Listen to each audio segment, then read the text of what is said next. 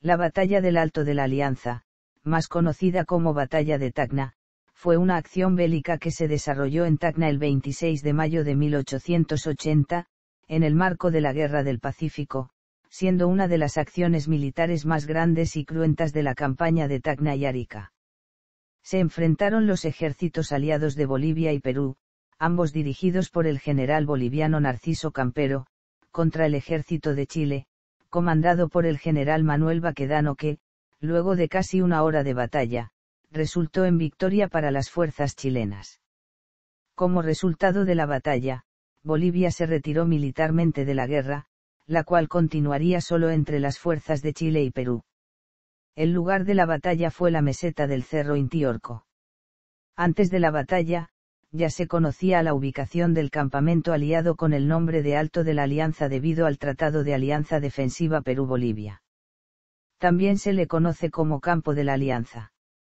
Aunque respecto de las cifras de las bajas correspondientes a esta acción de guerra no hay acuerdo entre los historiadores, es fácil concluir que la batalla, como lo dice Francisco Machuca en su obra Las cuatro campañas de la Guerra del Pacífico, la batalla del Campo de la Alianza fue una de las batallas más sangrientas y cruentas del siglo XIX chileno.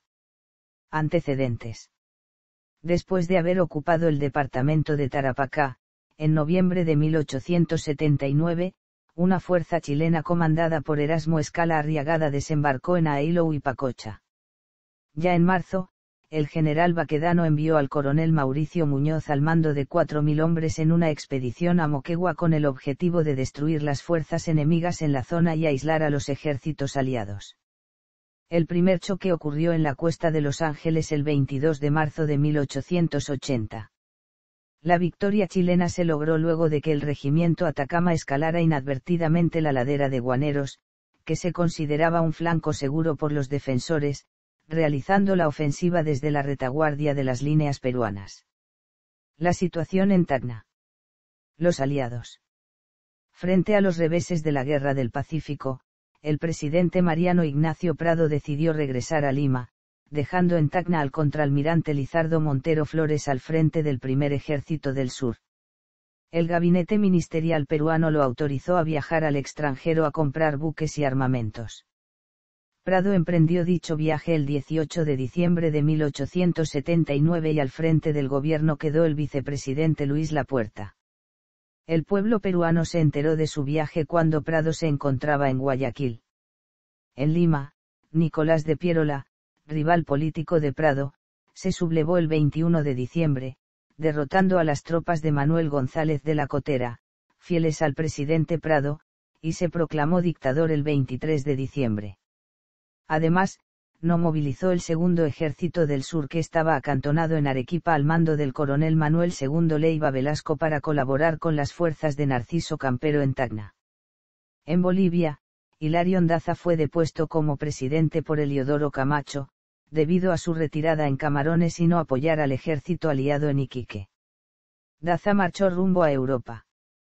Se eligió a Ladislao Silva como presidente de la Junta de Gobierno pero no tuvo apoyo y finalmente se nombró presidente provisional al general Narciso Campero, quien nombrado jefe supremo del ejército aliado llegó a Tacna. En tanto, Lizardo Montero Flores, comandante del Primer Ejército del Sur, había concentrado al ejército peruano en Tacna y Arica. No tardaron en descomponerse las relaciones peruano-bolivianas, tratando de decidir quién comandaría a los aliados. La presencia de Narciso Campero, el recién elegido presidente de Bolivia, conllevó a elegirlo como director de guerra de los ejércitos aliados, como indicaba el Tratado de la Alianza. El 5 de mayo de 1880, Campero entregó el mando de los ejércitos aliados al contraalmirante Lizardo Montero porque caducaba su periodo como presidente provisional de Bolivia, y debía regresar a Bolivia e instalar una convención nacional encargada de elegir al presidente de la nación. Pero los jefes de los ejércitos de Bolivia y Perú, Camacho y Montero respectivamente, lo ratificaron como general en jefe del ejército aliado. Regresó entonces el 7 de mayo al que sería el campo de batalla. El ejército aliado acampó en la meseta del Intiorco, cuyo nombre fue cambiado a Alto de la Alianza por orden general del 16 de mayo. El plan era esperar el ataque del ejército chileno ahí. Los chilenos. Los avances chilenos se realizaron desde Ait, donde desembarcaron la artillería. Por una imprevisión del mando chileno, la tropa realizó la marcha desde Ait a Hospicio Conde pasando por el desierto prácticamente sin agua, lo que casi causó el amotinamiento de la tropa, pero superado el revés el ejército chileno se descolgó por los valles de Locumba y de Sama. En aquel lugar que parecía idílico, la tropa chilena fue diezmada por ataques de mosquitos zancudos causándole bajas por paludismo y disentería. El 28 de marzo de 1880, el coronel Pedro Lagos y luego el general Erasmo Escala renunciaron al ejército por diferencias militares con el alto mando chileno. Asumió el mando del ejército el general de brigada Manuel Baquedano. El 20 de mayo de 1880, una noticia impactó al pueblo chileno: la muerte del ministro de Guerra y Marina en campaña, Rafael Sotomayor, en el campamento Las Yaaras en el Valle de Sama. El 22 de mayo, el jefe del Estado Mayor del Ejército chileno, coronel José Velázquez, acompañado por casi todos los oficiales del ejército, hicieron un reconocimiento de las fuerzas aliadas, llegando a Quebrada Honda. Desde ahí, el sargento mayor Salvo disparó sus 2 cañones para medir al distancia con los tiros, siendo el fuego respondido por la artillería aliada. Fuerzas en conflicto. La infantería chilena usaba el fusil Comblain y el Gras recalibrado a bala Comblain, de tal manera que utilizaban el mismo cartucho. Los soldados estaban equipados con 130 cartuchos, menos el regimiento Esmeralda que, para la batalla, recibió 100 cartuchos. Los jinetes chilenos usaban las nuevas carabinas Winchester y Remington, además de sables. Tenían buenos caballos de gran alzada.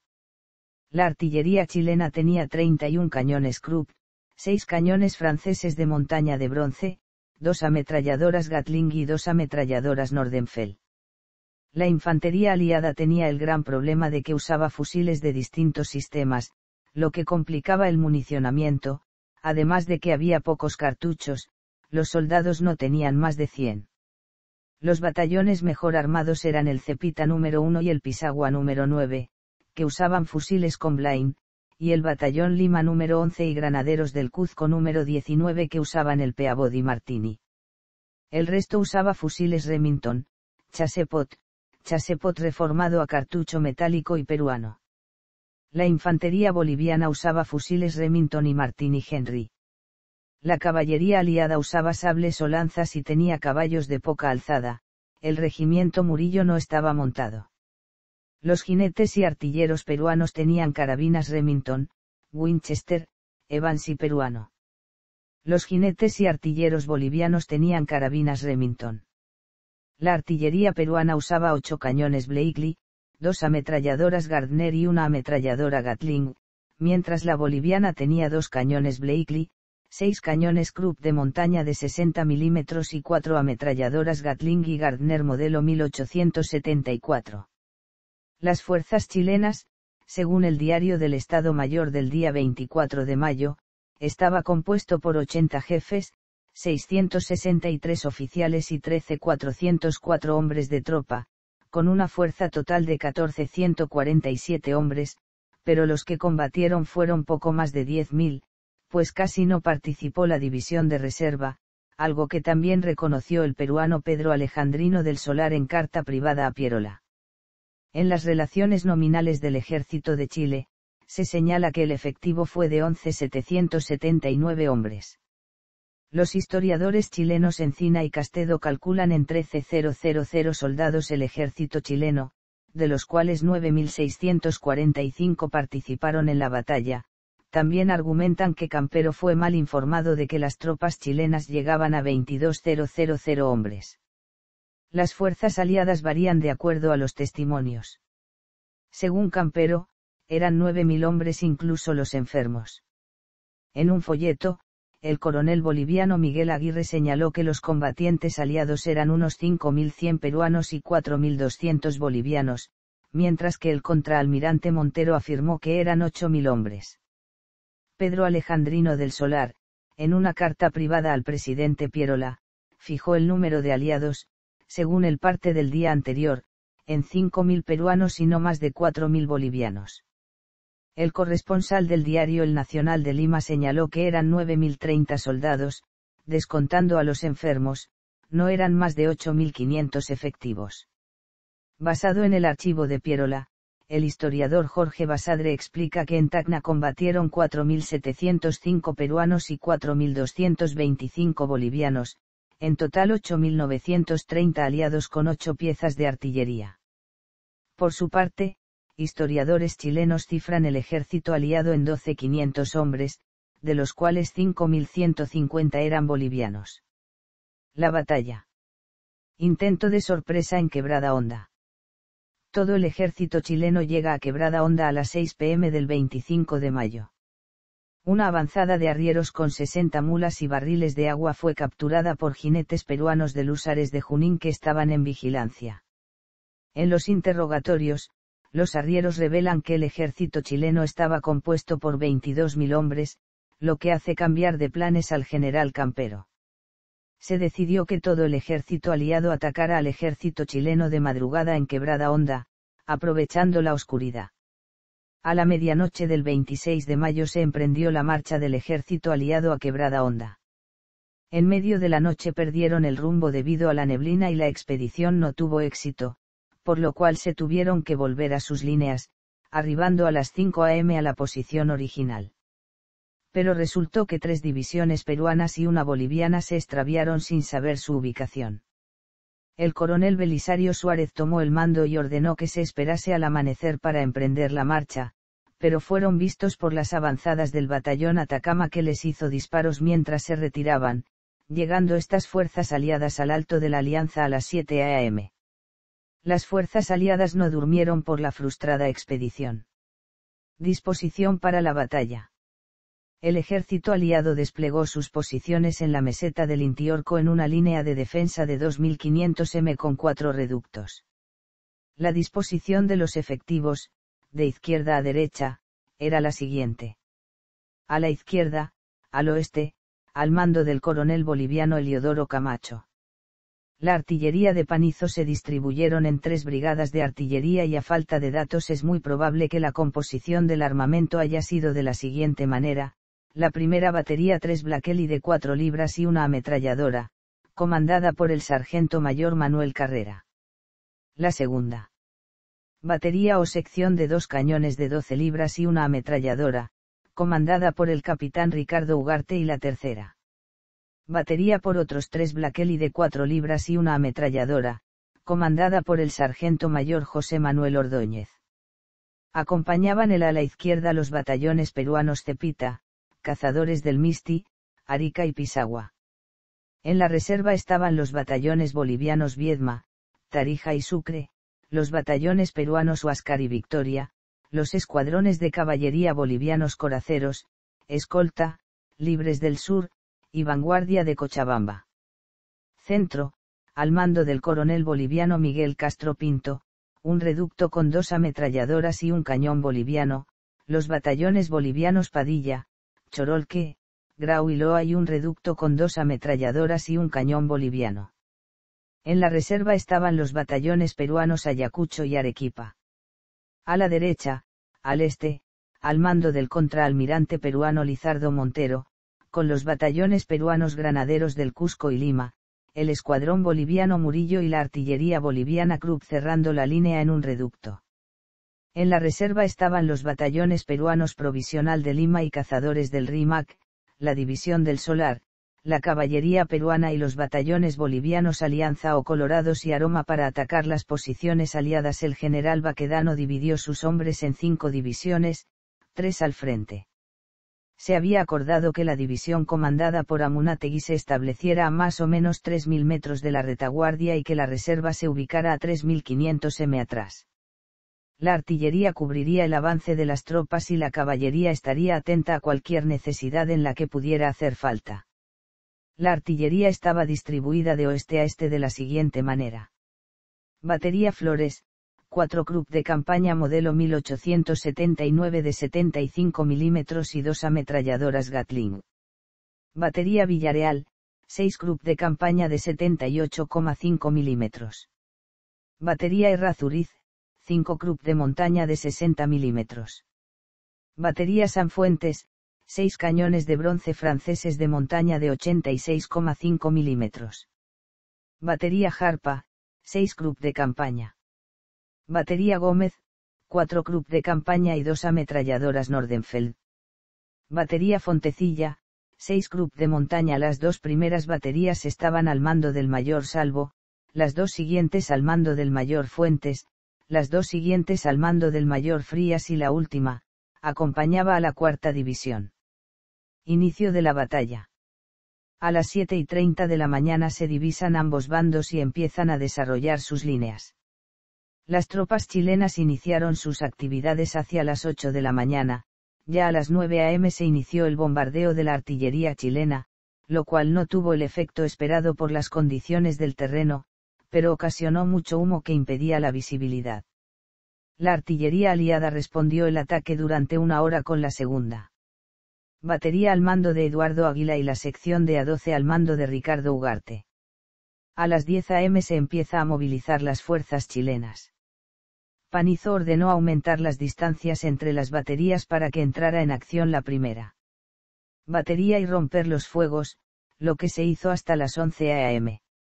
La división chilena del coronel Amengual marchó sobre el final de la extrema izquierda de línea del ejército aliado, bajo la errada información de que ese sector estaba abandonado por el enemigo y no había defensa. El coronel Amengual dispuso sus fuerzas de la siguiente manera: el Valparaíso en formación de guerrilla, en primera línea el Navales y el primer batallón del regimiento Esmeralda, más tarde séptimo de línea, y en segunda línea el segundo del Esmeralda, el Chillán y una compañía de pontoneros.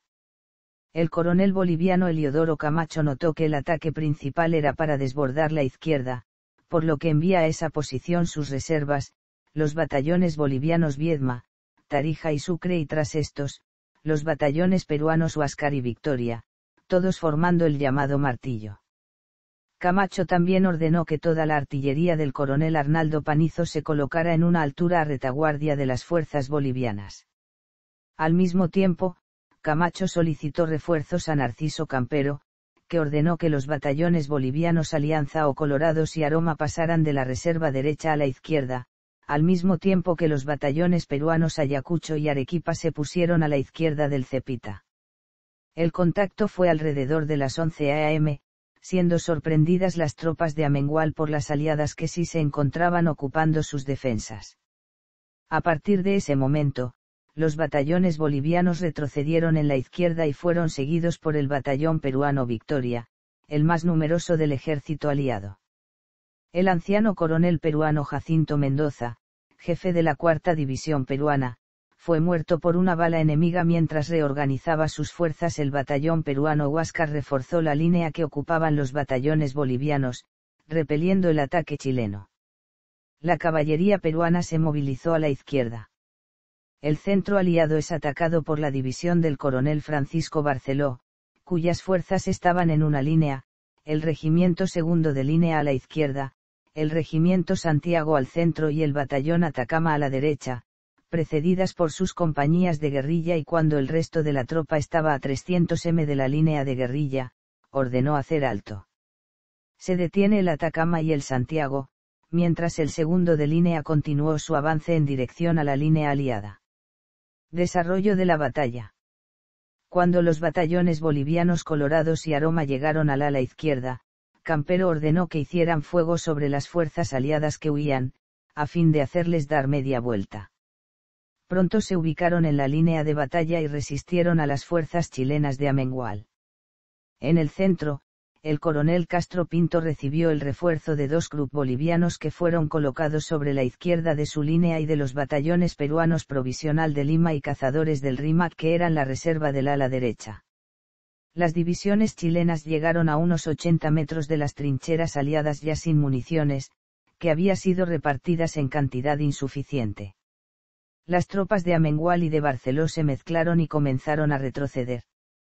Fue en ese momento, que el coronel Camacho ordena un contraataque de conjunto con las divisiones peruanas de Cáceres y Suárez y toda la infantería de Castro Pinto, que combatían a las fuerzas de Barceló. Es el momento más crítico de la batalla y debía inclinarse por el bando aliado. Las fuerzas chilenas, sin municiones y a campo descubierto, soportan el fuego nutrido del enemigo y, luego, la carga de masas de infantería veteranas que se sienten vencedoras. La lucha cuerpo a cuerpo fue brutal y heroica por ambos bandos, pero las mayores bajas las llevaron los chilenos. Solo en el Atacama se pierde al teniente Rafael Torreblanca, quien clavara la bandera en Pisagua, y el propio comandante Martínez ve morir a sus 2 hijos a metros de él. Los batallones bolivianos Colorados y Aroma se lanzaron sobre la izquierda. El Colorados llegó a tomar 2 Krupp de calibre mayor, 3 de menor, una ametralladora, varios rifles, 3 banderolas y muchos prisioneros. El batallón boliviano Padilla tomó muchos prisioneros y los ejecutó, y a medida que avanzaba, junto con el peruano Arica y los bolivianos Chorolque y Grau, tomaban armas de los caídos chilenos porque sus rifles se inutilizaban.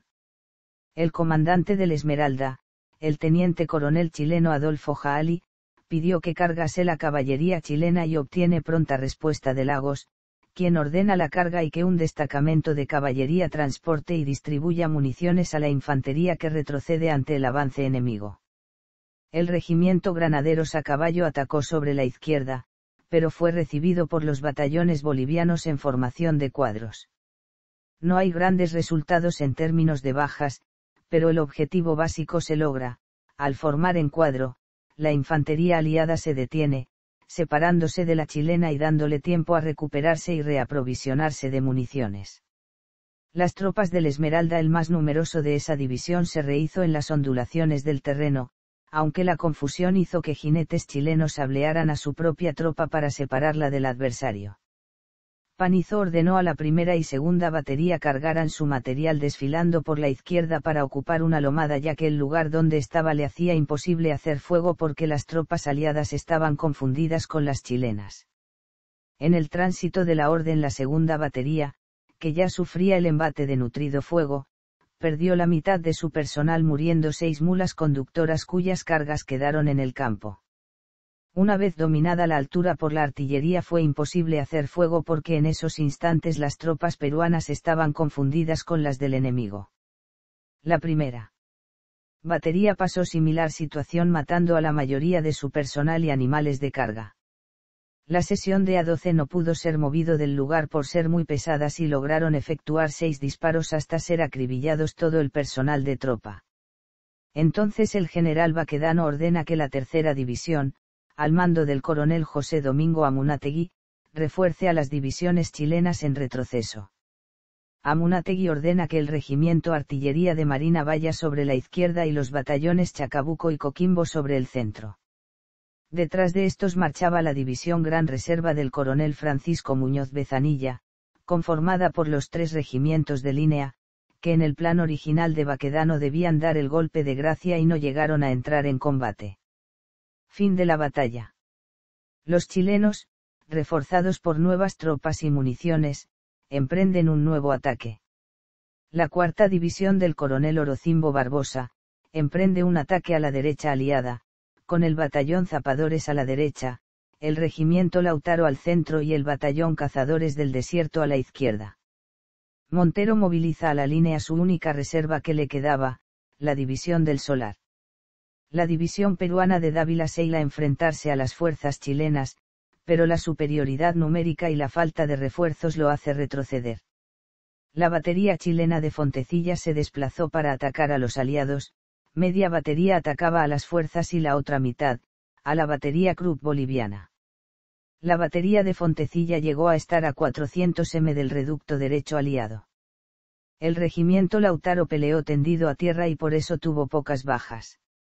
En la izquierda, el avance chileno es arrollador y cruento. Los batallones bolivianos Colorados y Aroma retroceden ante la superioridad numérica y de potencia de fuego de los chilenos. El batallón peruano Huáscar resiste el ataque de la artillería e infantería chilena y muere su jefe, el coronel Belisario Barriga. El regimiento chileno Artillería de Marina llega a las trincheras aliadas y encuentra abandonados 2 cañones de campaña y junto con el Esmeralda y el Chillán, toman 2 cañones y 2 ametralladoras que arrastraban los peruanos. La artillería de Panizo hicieron grandes esfuerzos por recuperar el material de artillería y al no poder hacerlo con la 1. Lograron rescatar 3 piezas de la segunda batería. Inmediatamente ordenó alrededor de las 3 p.m. se replegaran con el personal que quedaba de artillería hacia el Alto de Lima. El coronel Eliodoro Camacho estaba avanzando con las divisiones peruanas de Cáceres y Suárez, pero pronto muere a su lado el teniente coronel peruano Julio MacLean, jefe del batallón Arica. En ese momento también murieron los coroneles peruanos Carlos Llosa y Sebastián Luna, jefes de los batallones Cepita y Cazadores del Misti respectivamente. El coronel Belisario Suárez, jefe de la tercera división peruana, es herido en una pierna. El coronel peruano Andrés Avelino Cáceres pierde 2 de sus caballos y tuvo que usar el del fallecido coronel Llosa. Camacho cae herido y este incidente causa el desánimo de las tropas. Como antes había sido herido el general Acosta, que también estaba en el ala izquierda, Camacho es reemplazado por el coronel Ramón González. A las 2:30 de la tarde caían los últimos reductos aliados, cuyas unidades comenzaron la retirada. Junto al Colorados muere el coronel Agustín López, edecán del general Campero. Se pronunció una dispersión general en la izquierda aliada y el general Campero toma un estandarte peruano y procura reunir a los dispersos, pero luego le encarga el estandarte y esa misión a su edecán, el coronel Exequiel de la Peña. La caballería aliada intenta reunir a los dispersos. También muere el general Juan José Pérez, jefe del Estado Mayor del Ejército Aliado. El coronel Gregorio Albarracín con su escuadrón flanqueadores de Tacna protege la retirada de los batallones bolivianos de la izquierda. En el centro, el batallón chileno Chacabuco apoya a los restos del segundo de línea y parte del Santiago.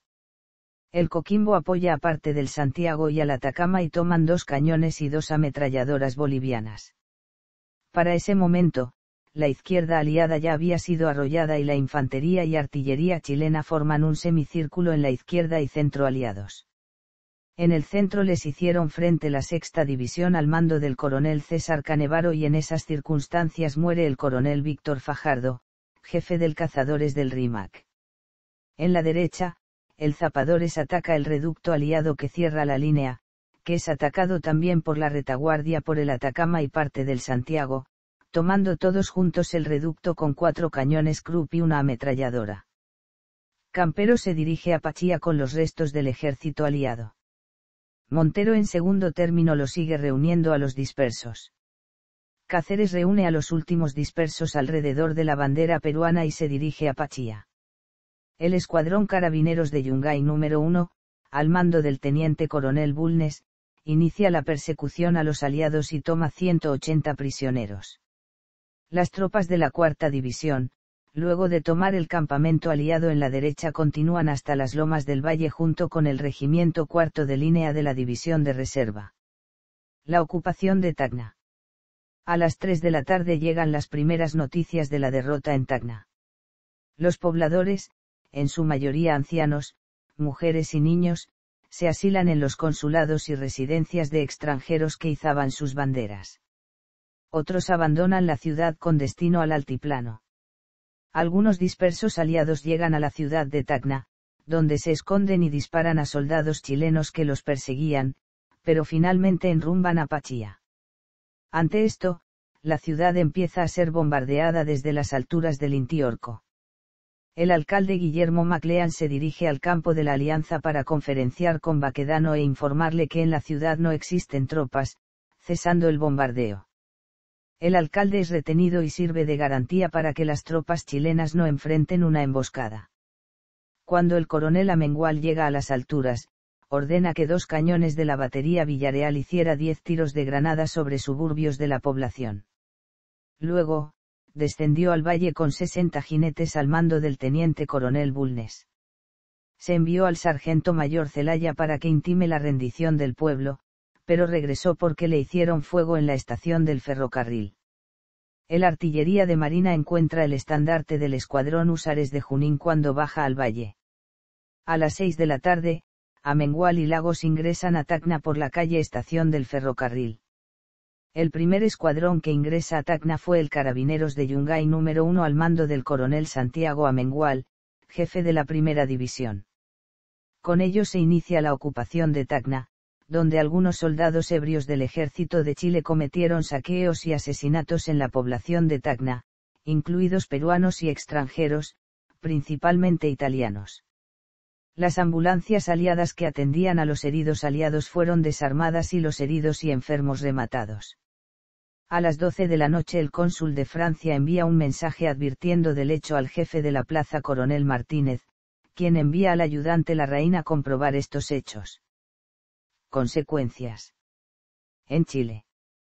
El ejército chileno tuvo 2.028 bajas según la razón de bajas del ejército chileno, pero de 24 jefes y oficiales y 450 hombres de tropa muertos, y 192 jefes y oficiales y 1.369 hombres de tropa heridos, un total de 474 muertos y 1.458 heridos según el historiador militar Francisco Machuca.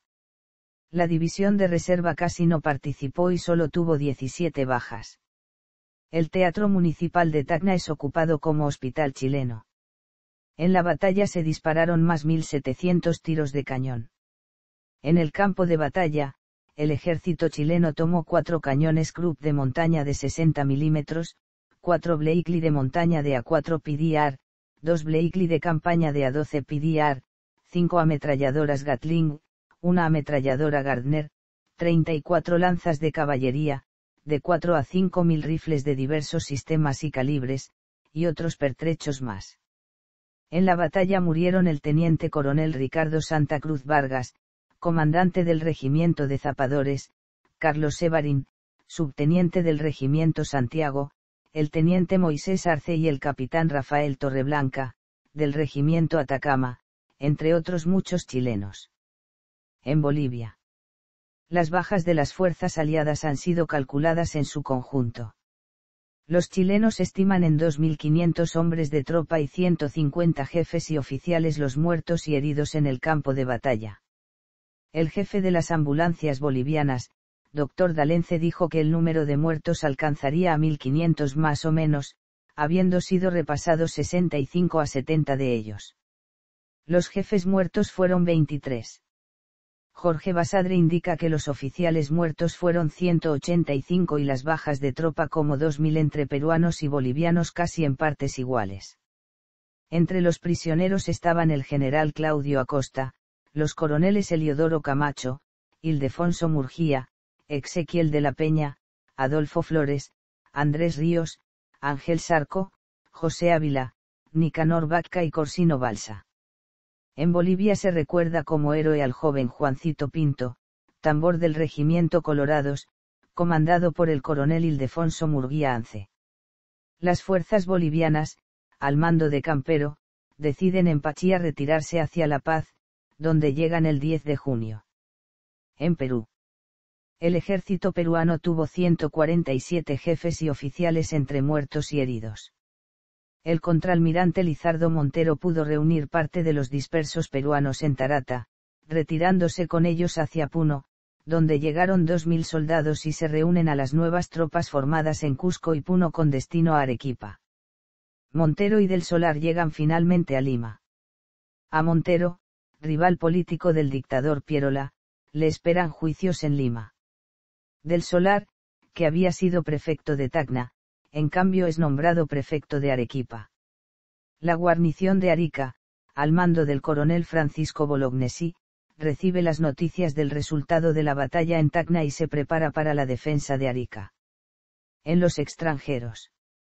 El 30 de mayo de 1880, los cónsules de los imperios alemán, austrohúngaro y brasileño, además de los reinos de Bélgica e Italia, juntamente con la República Argentina, protestaron ante Baquedano, jefe de ocupación de Chile, por los actos de violencia que soldados dispersos de su ejército cometieron contra los civiles peruanos y los ciudadanos neutrales a la guerra.